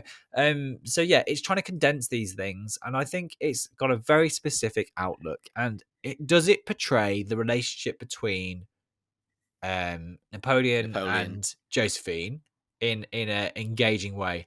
Absolutely. He is captivated I by can watch her. That sequence where basically she opens up her legs and was like, I'm about to show you something. And once I show you this, like you'll never be able to forget it and you'll always want to come back. And like as Mark Commode said, that's not like great dialogue. It's a bit George Lucas-y, but it's coming from Vanessa Kirby, so it sounds incredible. And you see like Joaquin Phoenix, like Napoleon's assessing, like, what does she mean? Like, what is this? He's equally horny as he is confused. It's the vagina. Yeah, and literally, but it's the power play. It's like, I own you. It's like, you may be the emperor or you may become the emperor, but like, you know, like at home, like I'm the one wearing the trousers, by the way, so don't worry about it. And yeah, it's interesting, but also it doesn't try, like, you know, in like certain films, like, oh, and they had this great love. So like in King Alexander, like there's the great love, and like it's really romanticized. This shows him, there's no other way to say it, but like he's hogging away, and it's so unromantic, like so, like I hope no one. I hope no one. Like it's. I hope there's no young people taking. I hope there's no young people, younger people taking lessons from Joaquin Phoenix on how to have sex with a woman in this, because that's not how you do it. Grim. And also, like, our favorite bit is like Joaquin. I say our favorite bit. Joaquin Phoenix does this thing where Napoleon like doesn't quite know how to talk about how to initiate sex, so he just makes a penguin noise. This is horrible. He goes, it's like, really weird. Yeah, it's like, really, really weird and uncomfortable. And you can see that Josephine is just like, what am I into here? And like, again, for me, it's a marriage of convenience at the start, and then as he gains more power, like, and also, and again, this is something Mark Commode spoke about Simon Mayo that should be applauded, is the fact that Vanessa Kirby's character Josephine isn't demonized for the fact, like, early on in the film she has an affair, but like it's not like demonized about that. Do you know what I'm trying to say? Like, no, it's not. No. She keeps her integrity. She's her like, own woman, and like she even says to him, she's like, you know, basically when you're off with the army, you're clearly sleeping around. And he's like, oh yeah, like yeah, clearly, yeah. And then, but she's like, and I've had a lover as well, and you know, did you love any of them? And he's like, no, because of you. And it's interesting where in that scene where he gets her to apologize, it role reverses. It starts with like, she's apologizing to him saying, never let me go, and then she eventually goes like, you can't be without me. It feels like the Lady Macbeth vibe, but it's not. It's like that kind of like, you know, who are you without me? Like, I made you. You're just a little brute man. from like, you know, Corsica. Like, I am the one that makes you great.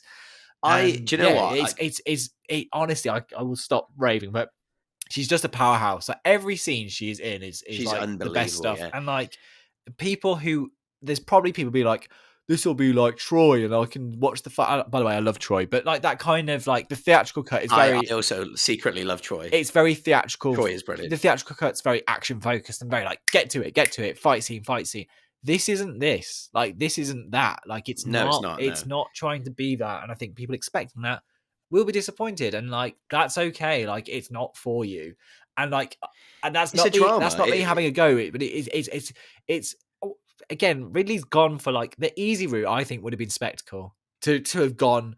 He said I could have done like, you know, 30 battles in a film. Would have been expensive. The thing is, he could have done it. It really does have spectacle still, and it still has it. But what he did was go, what makes this man tick?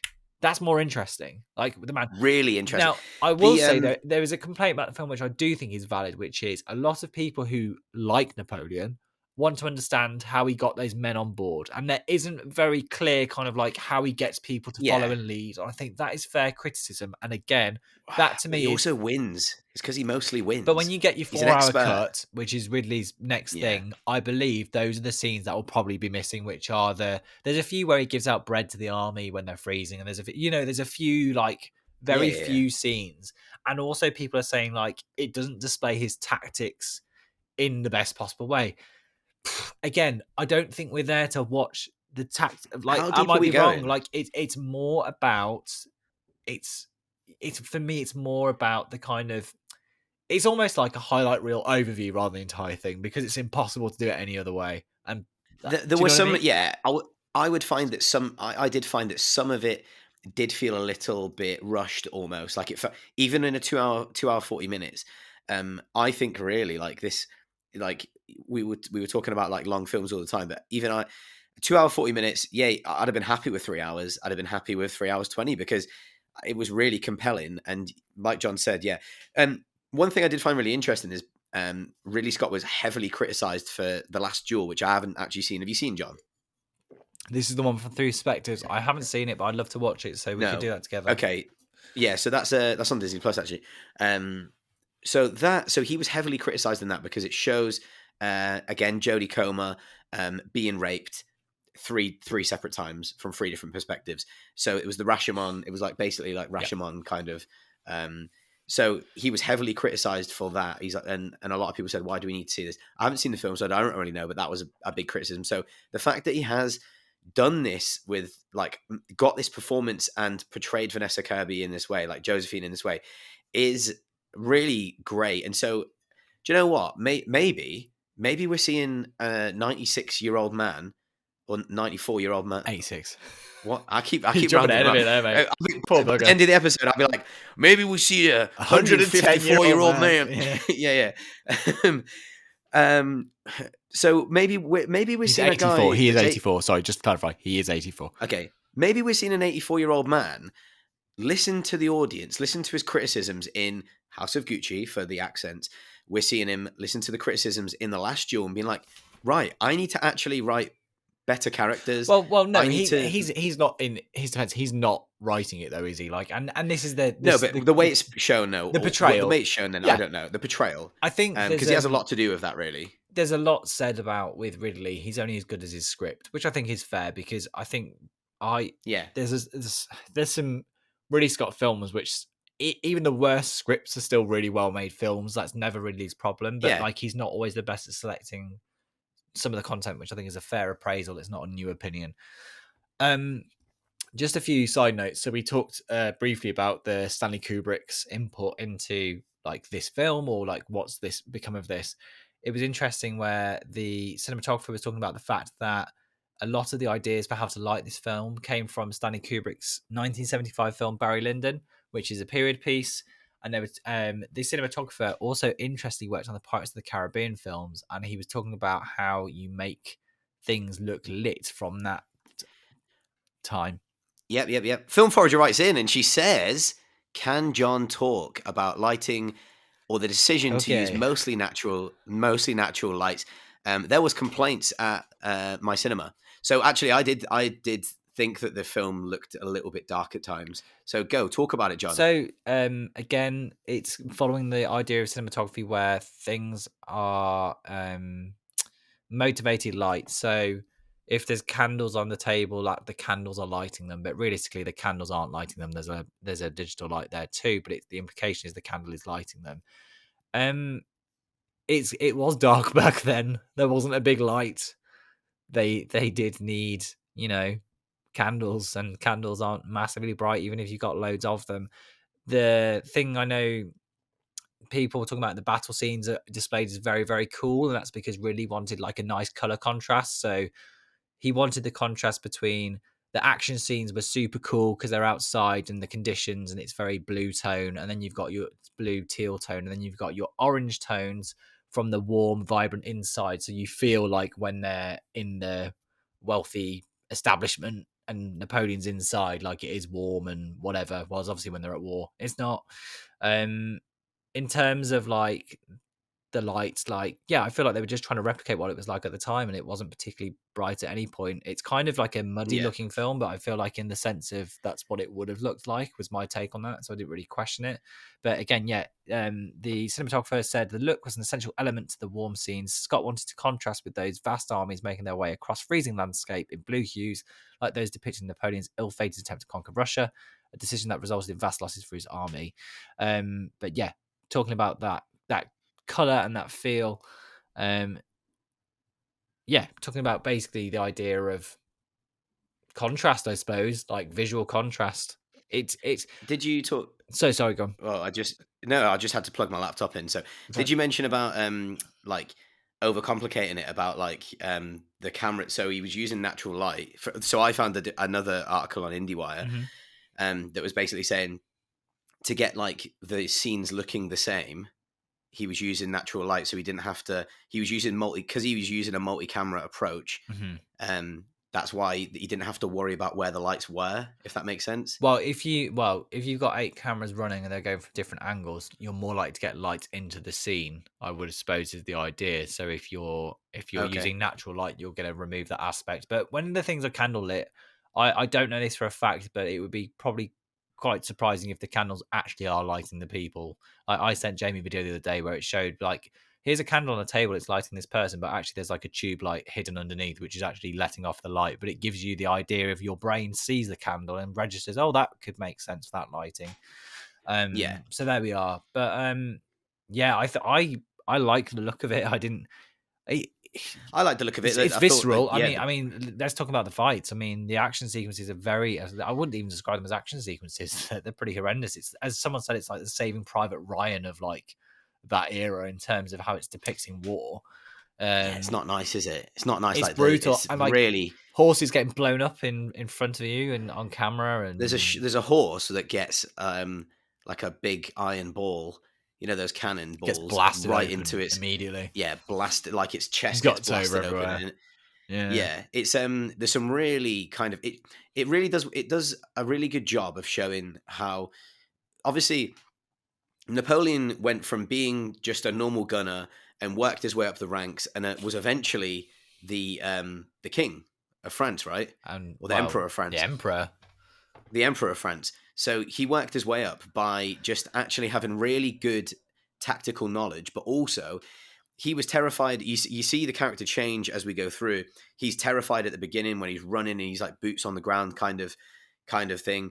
And then we see him progress and we just see how brutal and unforgiving he is. He just doesn't care about, all he cares about is winning. He's so self-centered and so, we've not talked about the psyche of like Napoleon, but he's obsessed with being the best and winning, like, and he doesn't want to. Well, he believes in the Reminded empire. me of me in a way. No, he believes in the Yeah. empire and believes that like they loves never France. reach themselves. And like when they do the march to Russia and like they're like, we have to turn back because of the winter, and he persists and says, no, I'm going to do it anyway. Like thousands, tens of thousands of his army are like dying. Yeah.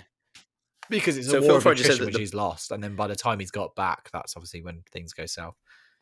Yeah, I mean, the two battles that really come to light, Phil Forager mentioned the Battle of Austerlitz. The Battle of Austerlitz had me hypnotized, so brutal, not a question, but need to say that. And yeah, I'd agree. The Battle of Fantastic. Austerlitz is the one where it's fought in the snow, basically on a sheet of ice. And Actually, the way the historical accuracy is here because, so again, genuinely, this is one. Apparently, it wasn't just one big lake. There were like lots of small water pools. But again, you know, in the film, there's a few nods. There's a few nods where it says like Napoleon at the end of the film when he sat at the table and he's like, "Oh, who burnt Russia to the ground?" He's like, "I did," and then the kids are like, "Well, no, actually, the Russians did it themselves, right?" And there's that kind of nod. This film plays with that idea, I think, of like, are we seeing it through how Napoleon saw it? And like he thought, again, that might be a wanky read on it and it might not be true, but hey, that's the way I kind of saw it. Or is it the way he remembers it, which is he believes that was the key moment of that battle and the way it's gone? Who's the narrator of it, right? Are we with a reliable narrator? Is he the narrator? Are we seeing it from an objective point of view? Just an idea. But go with it. Yeah, no, I like it. I like it. I like that take. But that battle is Um, amazing. Anything which shows people being stuck under ice is always vile. But the fact there's bullets flying yeah. down and stuff as well is just horrendous. It reminds me of some of Pearl Harbor. But it was. There was no Great context. film. There's no ice at Pearl Harbor, but there were bullets going into the water. Was the bit I mentioned before someone asked me. Yeah. I think that the two main battles that stick out are obviously the Battle of Austerlitz and the Waterloo battle. We kind of just see him winning just due to how good he is with the cannons. Like, he knows exactly where to position them. So it does show a little bit of the tactics. And it shows, particularly with the Battle of Austerlitz, it really shows the tactics of him coming in from the side to sideswipe them and holding his men flank back. them, isn't it? It's just like, right, here's the front line, and then you're gonna get flanked. Boom, go. But you're not going to get a lesson on Napoleon's like war tactics, because there's books on that will cover it. I was going to say, when you watch like a football film, though, I can't remember them being like, well, actually, we're going to switch this 4-5-1 because the 4-5-1 is what dominates Barcelona or whatever. Do you know what I mean? Like, catch them offside. Yeah, no, but I can't. Yeah, maybe I'm defending it too much. I don't know, but like, as I said, I think it's great. Like, the thing for me is like the battles are brutal. They're harsh. They are definitely not glorified. And as we said, you've got your cool palettes, colors. It gives like a not nice vibe all the time. And then when you are in the safety of like that home environment and the warm tones and stuff, like it does visually display the nicer parts of his life with Josephine, and then also with his second partner who gave him his heir. By the way, his heir died really young as well, because I wanted to Google to see what happened to his heir, but he died at like 20 or something. Yeah, I mean, it's funny because the battles they're a spectacle, and there is some hidden CGI in there, and they just look fantastic, and it's what Ridley really shines at. I would like to kind of, before we finish, because I think we're close to rounding it off, and just talk about like Joaquin Phoenix and his performance, and how a lot of it was improvised as well. Like, Ridley really encouraged improvisation from both actors, and Joaquin. I really saw this as a black comedy, and I think that in places it's very, very funny, and I think we shouldn't be afraid to, if we find something funny or we have a certain interpretation of something, it's okay to just go with it. And I do think it was definitely intentional, the black comedy vibe that it has throughout. Some of the edits are like quite sharp, aren't they? And just like, so the main theme, this isn't like your Gladiator soundtrack by Hans Zimmer. This is I've forgotten the name of the artist, but essentially he starts with his Corsican theme, and it's kind of like, it sounds a bit like a Jamie, I can't think of the word. It sounds like an accordion kind of playing. Do you know what I mean? That kind of like... Yeah. Martin Phipps was the composer. But basically, like, there's like a little motif which is played throughout, and it just makes him sound like a little man walking along on his... Do you know what I mean, though? Like, it's just kind of played along. And the film also implies that he kind of stumbles along a lot of these positions. Like, his brother got him to this part of power, then he just happened to get to this thing. And I think really he's kind of challenging the narrative of like, well, he can't be this great, have done all these things all the way through. Actually, some of it must have been by luck, some of it by chance. And like you said, it's kind of got that black comedy vibe from like some of the humor is like dark over what it's over. It's he plays very awkward. Like, so Joaquin, like, his line delivery is very awkward. He's very, like, Napoleon as a character is very awkward. And he just sometimes like sit there and the way he just delivers a line is just quite weird. Yeah. But it's just very funny. Like, it's very funny throughout. Like, I was laughing throughout, to be quite honest. And we did. It was good. I think Joaquin's performance is great. Like, there's a lot of improvisation. So there's a scene. So the narrative is that the reason it's Josephine, he has to get a new wife because Josephine can't provide him with an heir. We don't know who it is really, like, but yeah, he kind of sleeps with another woman to test it out, and she gets pregnant straight away. So that's why he has to, unfortunately, in the end, divorce Josephine, but he stays friends with her because he's deeply in love with her. It's quite a beautiful relationship in a way. But also at the same time, it's it's not great in places. The little jibes they have at each other, like he'll kind of say about how she won't give him an heir, and she'll call him say how fat he's got, like these kinds of things. Talk about There's a scene at letting the too many dinner snakes table. between her legs. His words. Too many That's it, serpents yeah. between your thighs. There's a scene at the dinner table where Joaquin Phoenix improvises and crawls under the table, the length of the table, and kind of drags her off her seat underneath the table, and you hear her like giggling or laughing. And there was a lot of like kind of playful stuff like that on set where they've kept quite a bit of it in, just like good improv. So I really think this is a return to form for Ridley Scott. Like in terms of, and I think The Last Duel, a lot of people really loved that as well. But this is his best film. This is probably his best film that I've seen since The Martian. I would say. So I'd have to in between that, he's done Alien Covenant. He's done All the Money in the World, which I haven't seen. He's done The Last Duel, House of Gucci. I think it's his best film since The Martian. It seems. Anyway. I need to watch The Last Duel. List off the top of my head. Yeah, return to form. Like I think he's really he cares deeply about this film and how he's produced it. Yeah, I would say it's, for me, I would have rated it 8 out of 10. 8, yeah, I give it 8. My score, so for what it's worth. You spoke about the score. Yeah. So that was one thing that I found lacking a little bit. So you and I are the same. I didn't enjoy the score because in my head it had to be the historical epic Hans Zimmer, James Horner from Troy, like that yes, kind of vibe. Yeah. And this actually is perfect for this because it's playing that little motif and basically being like, it's understated, isn't it? It's like, this is just a guy. Like it's like the score keeps being like, this is just a guy who happens to be in this situation, and guess what? Like, he's just a regular bloke. It's like, yeah, it's kind of like, it reminds me of like an Amelie, like there's that little like motif throughout repeated. I wanted something memorable. Do you know what I mean? Like, but it's not that. You know, like if it was a film glorifying him, if it was a film glorifying the battles, it would have like a heroic march behind it and a like motif that plays throughout. And it doesn't have that because it's not trying to be that. It's actually the music that's played throughout. It's almost like in a black comedy where it's kind of like, tragedy's coming. Like the notes also, used, it kind of lets it off that idea of like things aren't quite right and it's not going to be all right. Yeah, I found the music a little bit.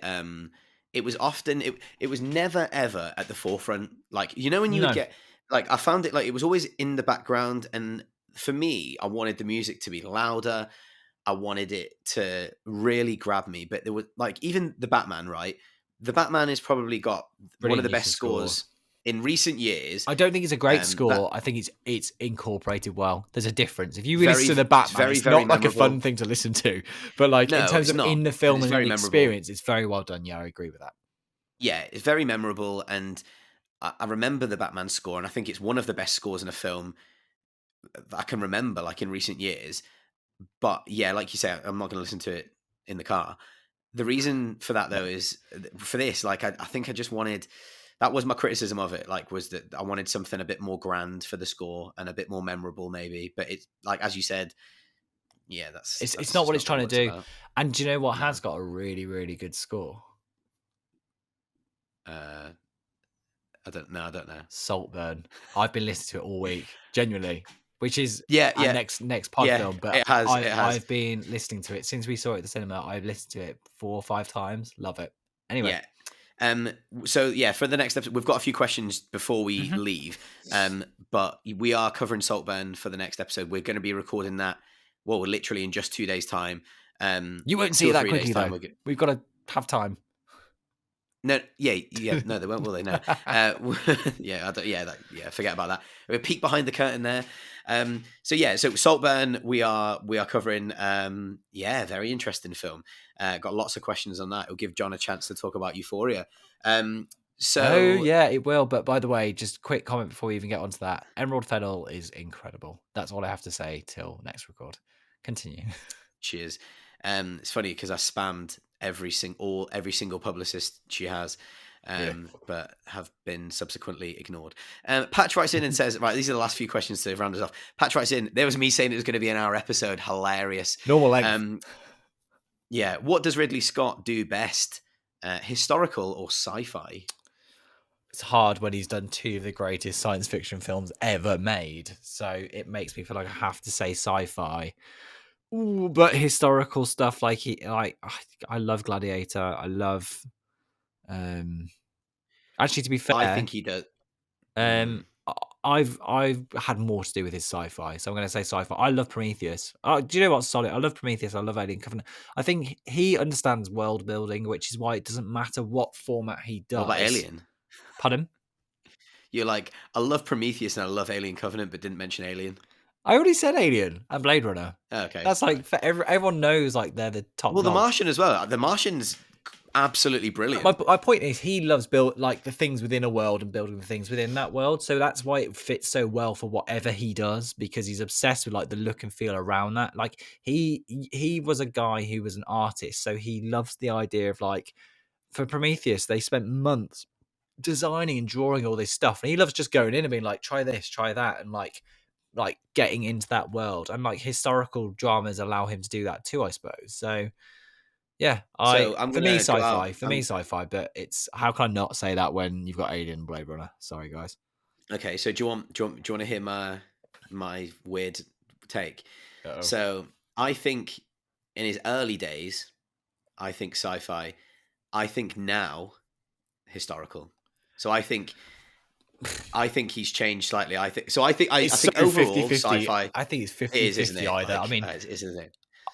I've never watched a bad-looking Ridley Scott film, even if it's not been great. I've never seen a No. bad-looking one, and also, and it's a bit like, you know, and Jamie will laugh, but it's a bit like when we do the say about Hitchcock. Like, there's I don't know 5 great Hitchcock films that people like universally adore, and then there's a lot of other stuff in between. But the stuff that's in between that people might slate is still a damn sight better than a lot of other stuff from that era. And I think Ridley Scott's back catalogue will have a similar feel to it. But hey. Yeah. Fine. So to round us off, so David Ellis has asked, this is a really hard question actually. And I've not fully answered it. What are your top 3 Ridley Scott director's cuts or extended / final cuts, and why? And then this is a great question because, as we know, Ridley loves a director's cut, doesn't he? Oh, I mean, do you want me to go first? Yeah, you can. I wanted to talk about one I don't like, but yeah, you go for it. Okay. So I think the one that does so obviously the 2 main ones are obviously Blade Runner and Kingdom of Heaven. So Kingdom of Heaven actually gets completely slated and gets a really hard rap because the original Kingdom of Heaven it was the theatrical cut. What happened was in the theatrical cut, Ridley reversed. So he basically made loads of decisions to appease the audience, appease test audiences. Well, they wanted to cut down, didn't they? And more action, less story. And, you know. So the Kingdom of Heaven director's cut is like an hour longer, and it basically it's Zack Snyder's Justice League kind of thing. Yeah. Basically, it's an entirely different movie. Like, it's darker. The motivations of the characters are completely different, and he reversed all the decisions he originally kind of went back on. So, the Kingdom of Heaven director's cut is actually a brilliant film. Kate wrote it, like, kind of doesn't. We spoke at length about it. She doesn't like it, but she's wrong in it, and she can't even reply. And then obviously Blade Runner. Right, I get mixed up with this. So the Blade Runner theatrical basically butchered the original vision in order to make it more palatable for the audience and more commercial, I believe. So it was a kind of a happier ending, whereas the final cut is, tell me, John, the final cut of Blade Runner leaves it on a bit of a cliffhanger, and that's the cut that where we realize, right, spoilers for Blade Runner. So switch off if you, because this is the last question.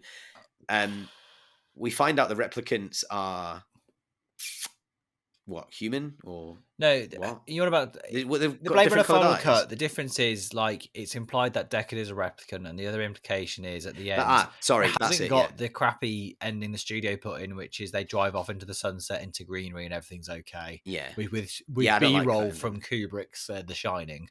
It gets rid of all that. Yeah. So this is the final cut doesn't have that in it. So The final cut's probably his top director's cut because it also removes the voiceover. Again, there's debate over do you Yeah. prefer the voiceover version or do you not? Blah blah blah. Yeah, because Harrison Ford got criticised for his really bland He said he didn't do it on delivery of the purpose, voiceover. but he also didn't enjoy it, so who knows?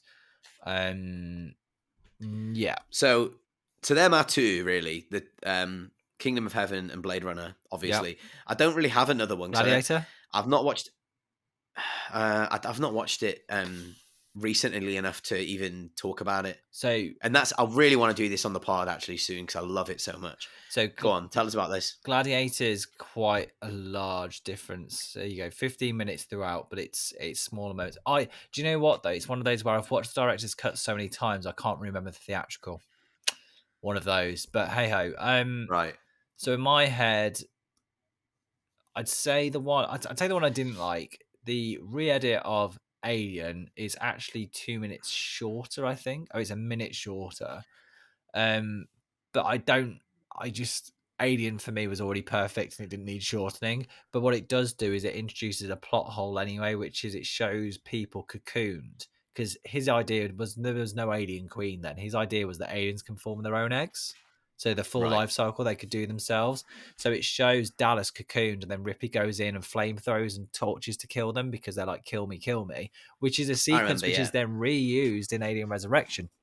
But anyway, so I never really got on board with that because it didn't really fit with the films that followed afterwards. But that's just me being picky. Black Hawk Down has a director's cut.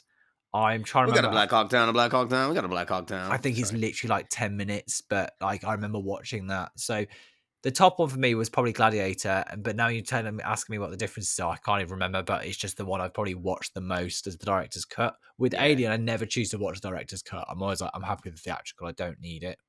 And then I haven't seen the director's cut for The Counselor, but again, people are raving about this version. Maybe I need to do that. I've not even seen The Counselor, have you? Yes, I have. Is it good? Got so many amazing actors in it. It just didn't. Oh, look at it! Yeah, Michael Fassbender, Penelope Cruz, Cameron Diaz, Javier Bardem, Brad Pitt. It's a rewatch for me. I think it's a rewatch. Okay. It says here. Well, anyway, we'll see. And then it's got to be Blade Runner, hasn't it? Blade Runner's the one that's been changed the most. And like the best thing, do you know what the best thing about what he does when he tinkers with his films? Though you can buy a Blu-ray of 7 different versions of that film, and Ridley does not give 2 hoots. He's happy as Larry for you to watch and talk about all the different versions. Do you know who won't ever do that? George Lucas. And I'm pretty sure it was signed in his Disney contract that you can't release the original versions of these films. That's really funny. Yeah, because obviously it annoys me so much. Right, that's us. I think that is us. Thanks everyone for writing in. Really appreciate that as always. As I said at the top of the show, go and buy a t-shirt. We've got a new one coming out pretty soon, which will be the beginning of next year actually now. And as I say, we're on YouTube now. We film this. We're on Instagram. Movies in a Pod Shell everywhere, right? And if you want to find John, he's at jcb.video. You can see him. He's doing some really fun, cool stuff with his camera, the same camera that the creator shot on. So yeah, right. Brilliant. Right, we're going to be back not in 2 days, but that's when we're recording it. But we're going to be doing Saltburn, Emerald Fennell Saltburn. You know we love her. She's fantastic director, 2 for 2 for us. But yeah, we'll talk about that. And we're going to have a special guest, Miss Unseen Film.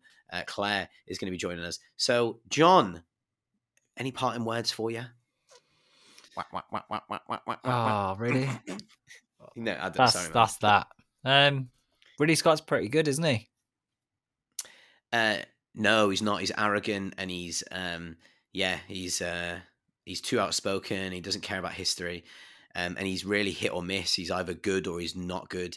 He can't do more than like 2 good films in a row, apparently. And that's what I've heard anyway. A lot of before we just leave, I must tell you, John. So do you want to know what Napoleon's sitting at on Letterboxd? Go on. It's a disgrace. It's sitting at a 3.1, 6 out of 10 on Letterboxd. Right. Yep.